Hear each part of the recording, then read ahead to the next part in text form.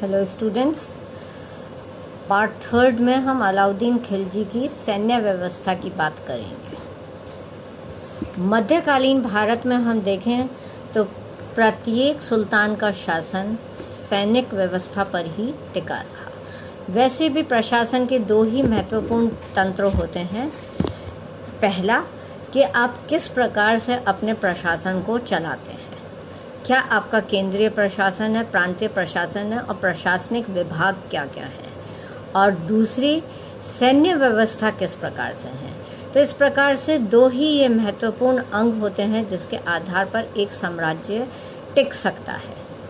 तो मध्यकालीन भारत में साम्राज्य के दो इन महत्वपूर्ण अंगों पर ही प्रत्येक सुल्तान ने अपने शासन को टिकाया था। और अलाउद्दीन खिलजी जो कि एक बड़े साम्राज्य निर्माण का स्वप्न देखता था, विश्व विजय का स्वप्न देखता था, उसके लिए तो आवश्यक था कि वह एक ऐसी सेना का निर्माण करे जो उसके लिए लगातार युद्ध करती रहे और युद्ध में उसको विजय हासिल कराती रहे। ऐसी सेना की व्यवस्था के लिए आवश्यक था कि वह कुछ ऐसे सैनिक सुधार करे या कुछ नियम ऐसे लागू करे जिससे एक सशक्त सेना का संगठन तैयार किया जा सके।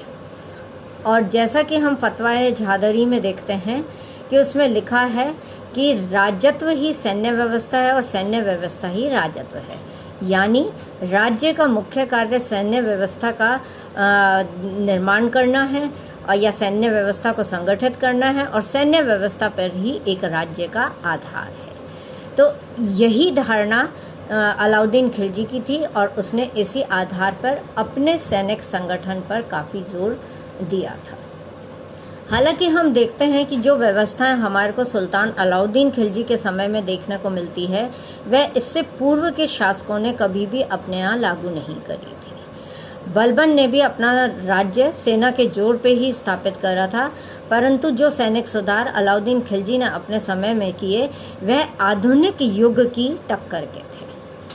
इस आधार पर आज हम बात करेंगे कि अलाउद्दीन खिलजी ने अपनी सैन्य व्यवस्था में किस प्रकार से सुधार किए। सबसे पहले क्योंकि उसके राज्य में लगातार उत्तर पश्चिमी सीमांत से मंगोल आक्रमण हो रहे थे, तो ऐसी स्थिति में मंगोल आक्रमण से सुरक्षा के लिए, अपनी सीमा की सुरक्षा के लिए उसको किलेबंदी करना आवश्यक था। और किलेबंदी का अर्थ कि अपनी सीमांत पर किलों का निर्माण कराए, और उसने इसके लिए ध्यान भी दिया और उसने अपने समय में 84 किलों का निर्माण उत्तर पश्चिमी सीमांत प्रदेश में करवाया था। उसका यह मानना था कि किसी भी साम्राज्य की प्राचीर उसकी सेना होती है, तो सेना की प्राचीर किले होते हैं, क्योंकि किलों में ही रह कर के सेना अपने साम्राज्य की रक्षा कर सकती है। इसके लिए उसने सारे पुराने किलों का मरम्मत कराई, पुराने किलों को ठीक करवा करके उसने उसमें सैन्य गार्डों को नियुक्त करा और सारी रसद सामग्री पहुंचाई। अनुभवी सैनिक योद्धा उसने वहां पर भेजे और साथ ही समस्त प्रकार के अस्त्र शस्त्रों से उनको लैस किया। तो इस प्रकार से पुराने किले और नए किलों को मिला करके उसने एक प्राचीर सी उत्तर पश्चिमी सीमांत राज्य पर स्थापित कर दी, ताकि मंगोल आक्रमण से उसका राज्य सुरक्षित रह सके। इस सेना के इस प्रकार से नियुक्ति के लिए यह ज़रूरी था कि वह सेना को एक संगठित सेना के रूप में तैयार करे। इसके लिए उसने कुछ कदम उठाए थे, जिनमें से प्रमुख है पहला कि उसने सेना की सीधी भर्ती प्रारंभ करी। उसने सेना को किसी के माध्यम से नहीं चुना। उसने सेना के व्यक्तियों का पहले परीक्षण होता था, उनकी योग्यता का परीक्षण होता था, उनके शरीर के बल का परीक्षण होता था, और उस आधार पर वह सीधी भर्ती करता था, न कि किसी के माध्यम से कहलाए गए व्यक्ति की करता था। और साथ ही उसने सैनिक का पुत्र सैनिक जैसी धारणा को भी समाप्त कर दिया था और उसने सैनिकों की योग्यता और शारीरिक सौष्ठव के आधार पर उसने सेना में नियुक्ति प्रारंभ करी थी। दूसरी चीज़ उसने करा था कि अभी तक सैनिक जो थे वे काइंड के रूप में, कि या तो लूट का माल मिल गया और या फिर उनको कुछ भूमि दे दी या सैनिक अधिकारियों को जागीरें दे दी और उससे वे अपना खर्चा चलाते थे। परंतु अब अलाउद्दीन खिलजी ने इस व्यवस्था को समाप्त कर दिया और उसने सैनिकों को नकद वेतन देना प्रारंभ करा। इस कारण से अब सभी सैनिक सेवा में आने के लिए तत्पर भी हो गए, क्योंकि उनको अब मंथली वेतन मिला करता था। इसके अतिरिक्त उसने एक स्थायी सेना का ऑर्डर भी आदेश भी निकाला था। यह स्थायी सेना उसने तुर्की सेना की तर्ज पर ही बनाई थी और इसमें वह सैनिकों की भर्ती प्रत्येक सेना को उसने विभिन्न इकाइयों में बांट दिया था। पैदल सेना अलग कर दी थी।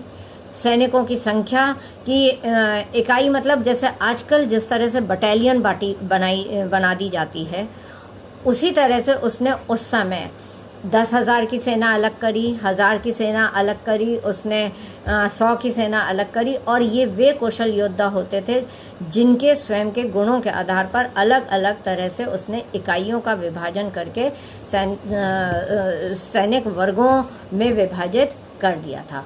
और ये जो सैनिक थे ये खान, मलिक और सिपह सालार के अंतर्गत रह करके कार्य किया करते थे। 10,000 की टुकड़ी सबसे बड़ी होती थी, जिसके अधिकारी को तुमन कहा जाता था। उस सैनिक टुकड़ी को ही तुमन कहा जाता था।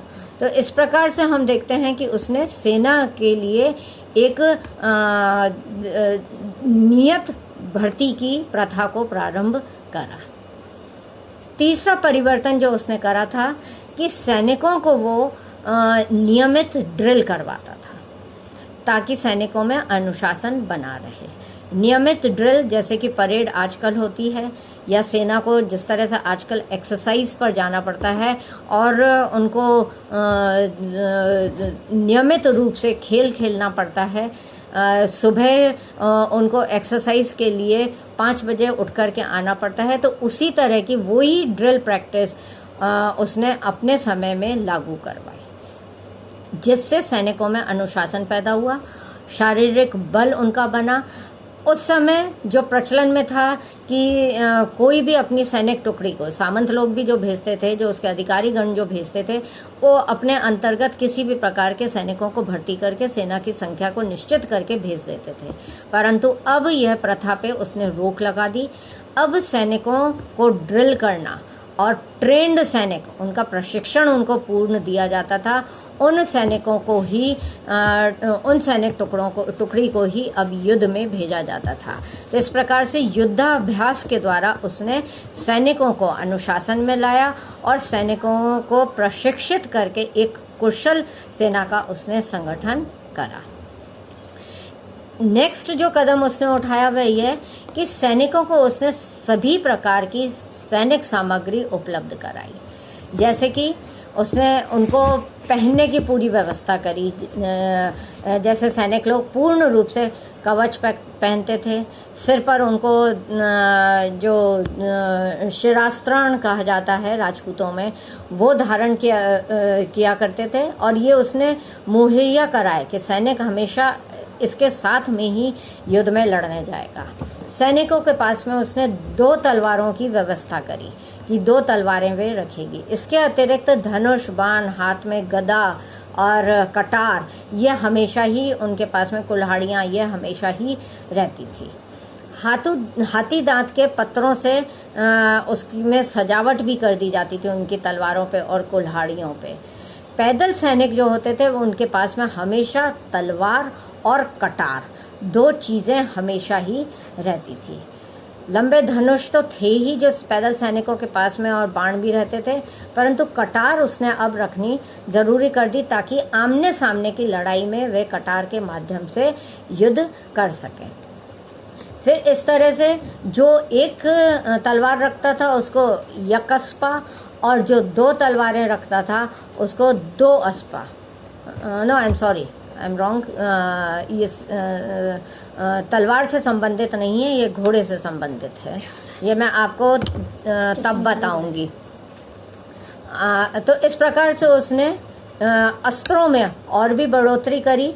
उसने जब घेरा डालने के लिए जाते थे तब उसने नए अस्त्रों को प्रयोग में लेना शुरू करा, जिनका नाम है मंजनीक, अर्रादा और मगरबी।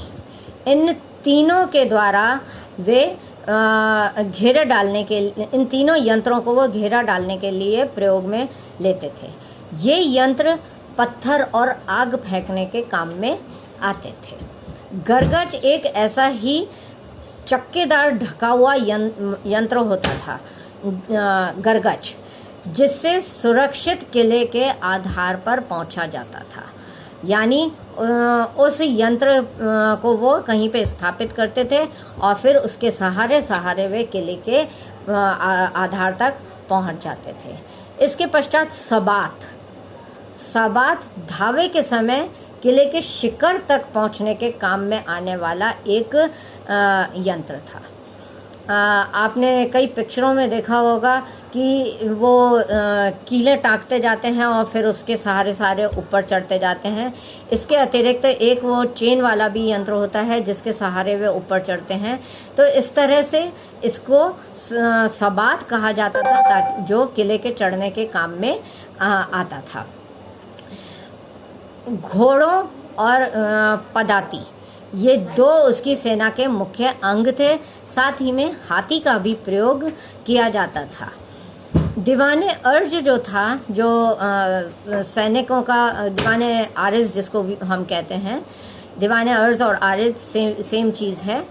यह सेना का प्रमुख होता था और वो प्रत्येक सैनिक की एक लिस्ट रखता था। ये आधुनिक काल से हम इसको कंपेयर कर सकते हैं कि कोई भी सैनिक अब बदले में नहीं आ सकता था। वह प्रत्येक सैनिक की लिस्ट रखता था और उस सैनिक का नाम, उसके गांव का नाम, पिता का नाम, साथ ही उसके शरीर पर पहचान के क्या चिन्ह हैं, वह अपने रजिस्टर में अंकित किया करता था, जिसके आधार पर अब सैनिकों में अनुशासन स्थापित हो गया था।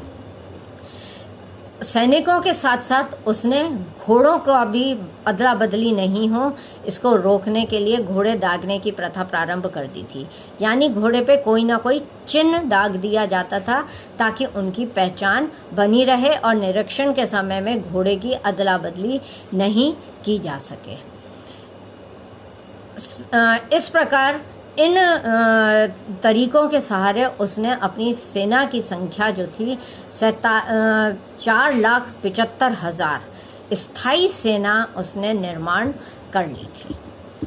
सुल्तान ने अपनी सेना को जो नकद वेतन देना प्रारंभ किया था वह भी 234 टंका प्रति वर्ष होता था, और इस 234 टंके को पाने वाले व्यक्ति को एक घोड़ा रखना हमेशा कंपलसरी हुआ करता था।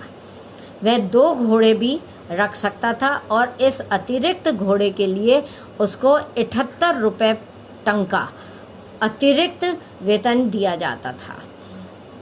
अतिरिक्त भत्ता, वेतन तो नहीं, अतिरिक्त भत्ता दिया जाता था। इस प्रकार से जो एक घोड़ा रखता था उसको यक अस्पा और जो 2 घोड़े रखता था उसको 2 अस्पा कहा जाता था। जो एक घोड़ा रहता था वह भी युद्ध के समय घोड़े समेत पहुंचता था, और जिसके पास में 2 घोड़े होते थे वह अपने दोनों ही घोड़े लेकर के युद्ध में जाया करता था। इस प्रकार से उसने अपनी सैनिक क्षमता को अपने युग के हिसाब से और अपनी विजयों के हिसाब से निर्मित किया था, और यही कारण संगठित किया था, यही कारण था कि वे दक्षिण भारत की और राजपूताने की, मतलब उसने अपना साम्राज्य विस्तार, उस समय में वह प्रथम शासक था जिसने दक्षिण भारत तक विजय करने की सोची थी और विजय हासिल भी करी थी। और इसी सैनिक व्यवस्था को बनाए रखने के लिए कि सैनिकों को आराम से रसद मिले, सैनिकों को पूर्णतः आराम मिले, उनके वे जब अभियान पर जाएं तो उनको किसी भी प्रकार का कष्ट नहीं हो, उनको उनके परिवार की कोई चिंता नहीं हो, परिवार अच्छी तरह से और सुविधापूर्वक रह सके, इसको ही ध्यान में रखते हुए उसने कई नई चीज़ें और दैनिक आवश्यकता की वस्तुएं सैनिकों को और सैनिकों के परिवारों को सस्ते में उपलब्ध कराने का भी कार्य किया था। और यही कार्य उसकी बाजार व्यवस्था से जुड़ा हुआ है, यानी अपनी सैनिक व्यवस्था को सुव्यवस्थित रूप से चलाने के लिए उसने एक नई व्यवस्था, बाजार नियंत्रण व्यवस्था को प्रारंभ किया था, ताकि वह अपने सैनिकों को किसी भी प्रकार का कष्ट नहीं उठाने दे और समस्त वस्तुएं या उत्पादन उनको सस्ती दर पे मिल जाए। ये समस्त सुधार जो अलाउद्दीन खिलजी ने किए थे वो सैनिकों के लिए तो किए ही थे, मगर उसने स्वयं की महत्वाकांक्षा की पूर्ति के लिए ये सुधार किए थे। Thank you.